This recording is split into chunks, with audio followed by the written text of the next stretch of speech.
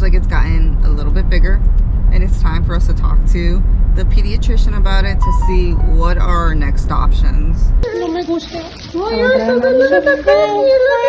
And he gave us two options. One, do an ultrasound, or just skip the ultrasound, go see a pediatric surgeon and cut it out.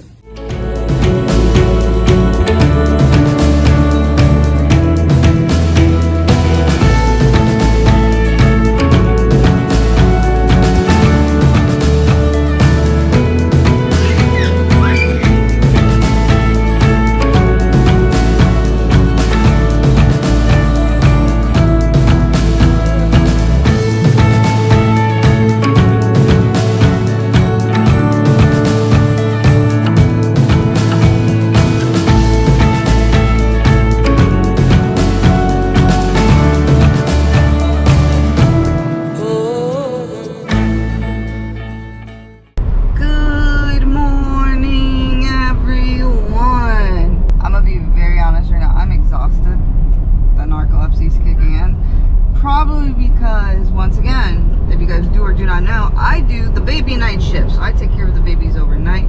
Paul takes care of the babies in the morning. Baby. We only have one. No, I have two. You and her. You have two in the afternoon. I have two in the morning. That's a good point, actually. Never mind. I take that back. So last night, sushi was easy. I mean, there was no problem. She didn't even wake up when I changed her diaper. She didn't even wake up when I fed her. She is... I don't even know what she's doing, but she's here with us too. Then, tragedy struck. My milk didn't want to come out because I pump overnight.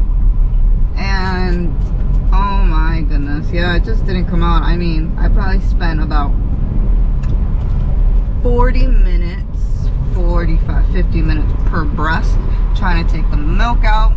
There's like hard balls in them. I mean, oh. I was able towards the end at 6 in the morning to get something out, but still the balls are like right there. But they were a lot smaller, so I was like, whatever, let me just go to bed. Imagine I started that trip last night at 3 in the morning, so I'm a little exhausted. Very exhausted. I say a little? Sound very. So speaking little of my energy, we are on our way to Sushi's pediatrician appointment. Pediatrician? Yeah, there we go. I felt like I said that wrong. Everything I'm saying, hearing, just doesn't make sense. But anyway, we're on our way to our appointment. I'd rather say vet once again. I don't know. We have dogs, so I'm not surprised if at any point I say we're taking her to the vet. So for today's vlog, we have... It's her 1-year checkup. Yay, how fun. We may get a stern talking to from the pediatrician because she's not walking yet. And the pediatrician, the last appointment, was like, you know, I want to see her walking by the next time she comes back in. Paul, is she walking? Nope. But guess what, guys? We're not rushing her. You know, every baby goes at their own pace. And honestly, we know she's capable of walking. She can walk. But she's like her father. Yep, too smart to walk. She is intellectually lazy. What do I mean by that? And Paul's the same way. Oh my goodness, Paul's the same way. Yeah. They're so smart that it gets to a point they're like, what's the point? Kind of a thing. So I feel like she does it and Paul does it so badly. Let's see, when he was like just, what, 8 years old? Your parents took you to like those learning centers, like the Sylvan learning centers, things like that, to help him with his homework. So I had bad grades in school, and it wasn't because I was like not like learning or I didn't understand it. I understood it. I just didn't see the point. Care to do the reports, because then here's the thing. I would do the test and I would pass the test with flying colors. And then my teacher's like, so why aren't you doing the homework every day? Because that's what's bringing your grade down. Like the daily work, I wasn't doing it. But then at the end of it, when I did like the chapter test or whatever, I passed it with like an A. So they were like, how? Why is this going on? So my parents took me to one of those Sylvan learning centers to see if that was going to help me. That made it worse. It did make it so much worse. Because I literally sat there because they're giving me stuff to show. And I'm like, okay, 1, 2, 3. I was like, this is not that hard. I was like, I understand that. I was like, I don't want to do your work. If you want to help me do my homework. Fine. Yeah, they gave them extra work. Yeah. Yeah, and it sounds bad. Like, well, all the other kids were doing like Sylvan learning centers work. I was doing something completely different because I was just like, there's no point to me doing this because I'm gonna go home after being here for an hour and a half and have to do more work. Yeah. So then one day his parents sat him down like, what's going on? And he explained themselves. And they looked at each other like, damn. Oh gosh, he's too smart. He was just like, what's the point of all this? So Paul... I had multiple teachers telling me I should have been an AEP and all that. And I was like, nah, I'm good. Yeah. There's no point of being an AEP in high school because you go to college and at college they don't care what you did in high school. You see what I'm talking about? So I feel like Sushi has definitely took on this mentality because you could tell she can walk. Like really, you could tell like she can do it. She knows it. But the problem is that you could tell she's just like, why am I gonna learn when you guys carry me? Yeah. What's the point? No, I'm good. I'll take my sweet time. So we're gonna give that explanation to the doctor, even though he's gonna look at us and like, really? Because we can see it that she's like walking up against something. She'll have like one hand and she'll take 2 or 3 steps. So we know she can. She's just like, no, I'm good. So that's the intellect we're dealing with right now, and I don't know what I'm gonna do because FYI, we're gonna be manipulated a lot. Exactly my point. Okay, so another thing a little bit more serious, something else we have to talk to the vet about. If you guys have been vet pediatrician, see, and I said it so naturally, Eddie, if you didn't catch me, my bad. Sushi, you're not a dog, but maybe an Orion and Yodi's are. Eyes, you are. If you guys have been watching our pediatrician appointment, Sushi's journey as well, you know we have been a little concerned about a bump in the back of her head that she was born with. It's like that big. It's very, very small, and it moves.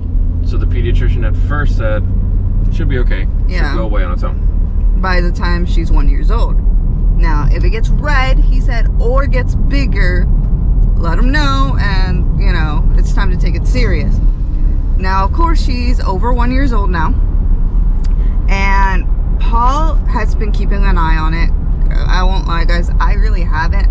My head's in so many places, so, but he checks on it constantly, and he's like, it seems like it's gotten a little bit bigger, and it's time for us to talk to the pediatrician about it to see what are our next options. It's just scary to think, hopefully nothing's wrong, hopefully it's not a big deal, hopefully it's something simple. I don't know, but I'm keeping it an open mind. I'm optimistic. I'm like, it's not gonna be anything. It's nothing at all. So we're on our way, guys. Let's do this.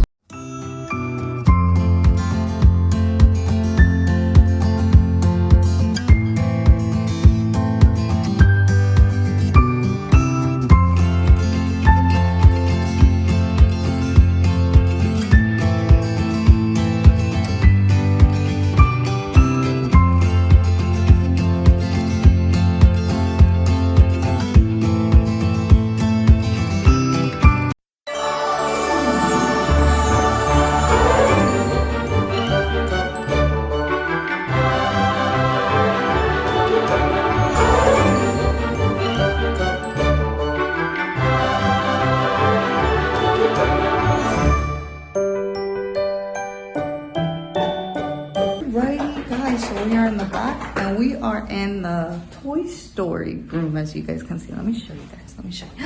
Dun, dun, dun, dun. Dun, dun, dun, dun, dun, dun, dun. And Paul right now has baby Sushi. And we're gonna get prepared for her exam now.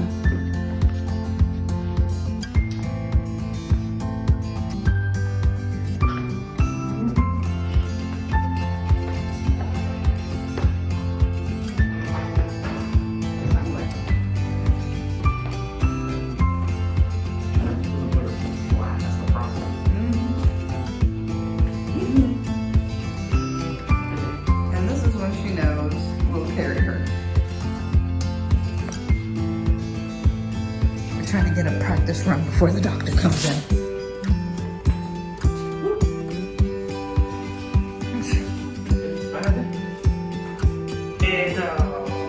I'm trying to give her very little support. Yeah. She's got to figure it out herself. When I see them together, I think of the song. So this is love. So this is love. You love her? More than anything. Would you push me in front of a train for her? I'd drive a train. Shut up.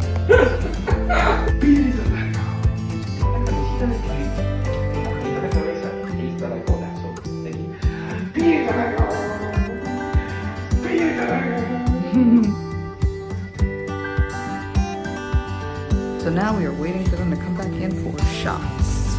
Shots. Después no me gusta. Ay, eso, look at that baby, look at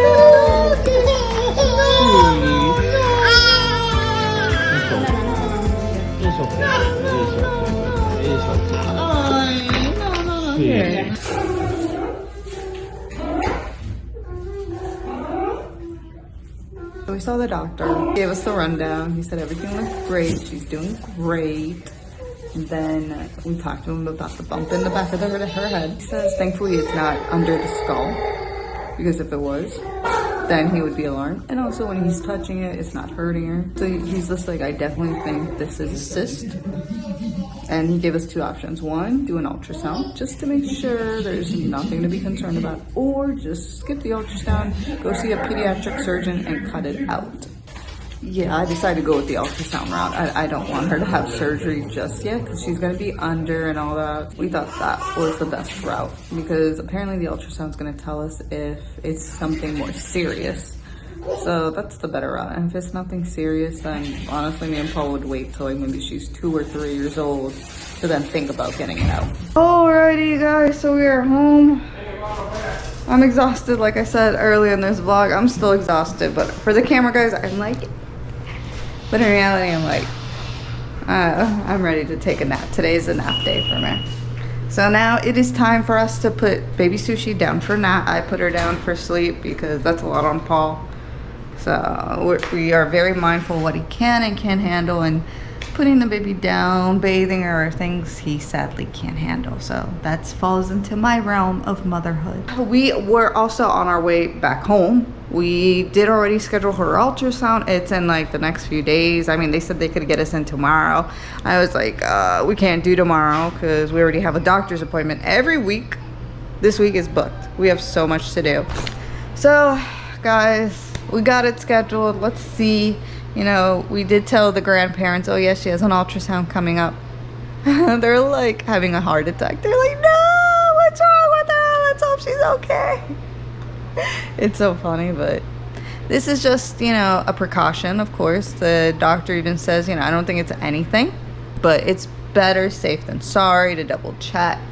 I like that he gave us this option of the ultrasound because the first option, he's like, let's go to surgery. And I was like, I think he could read my face. I was like, I don't know if I'm ready for that. I, as a mother, am not ready for that. Because he's like, she does have to go under this and this. And I was like, no. Exhausted, guys. I gotta do a lot of things now. I gotta prep Paul's lunch. I have to prep my lunch. I gotta put the baby down. Dogs need to go out. I think Paul was able to take care of that. I have to go upstairs, get everything ready for her time for bedtime. I mean, I'm like at 5% right now in energy mode. So by the end of all this, I'll probably be down to like 1%. Like, I don't want to end the vlog because after I end this, I have to start running around and getting things together. So guys, this is where we end it. Do not forget to check out baby Sushi's gift registry. Do not worry, guys, we will be doing a live in the future. It's just, as you guys can see, our lives are hectic, so it's just been hard to be able to settle down and get certain things done. Like, if you guys haven't noticed, even sometimes answering our comments, it's just hard to do right now. So we're getting there. Do not worry, guys, and we're excited to have you guys participate with baby Sushi's birthday as well. It's gonna be so much fun. I have ideas how I want to do it, and let's see what you guys think. Do not forget to like, share, and subscribe, and also get to hit the bell button to know when we post. Get those notifications, because I won't lie, I had no idea you had to subscribe, but also hit the bell button so you know what's going on with the raw life all the time and get those notifications. So guys, this is where we end it. I gotta act like Flash. Go here, go to this room, go to that room, go downstairs, run everywhere, and also be a wife. mother and wife. And you may wonder, when are you gonna take care of yourself, Janice? When the baby's down for a nap, I got everything done. I'm done pumping, I'm done feeding myself. So hopefully I'll have maybe 30 minutes to myself. Maybe, and that's being generous if Sushi allows it, if she doesn't wake up early. So guys, I hope you're enjoying yourselves. Take it easy, rest when you need to rest. There's no shame in that. And ask for help when you need the help. And it's okay to double check things, triple check if you need. Guys, for now, there goes Orion. Orion, come here, sign off for me. For now, adieu, and good night.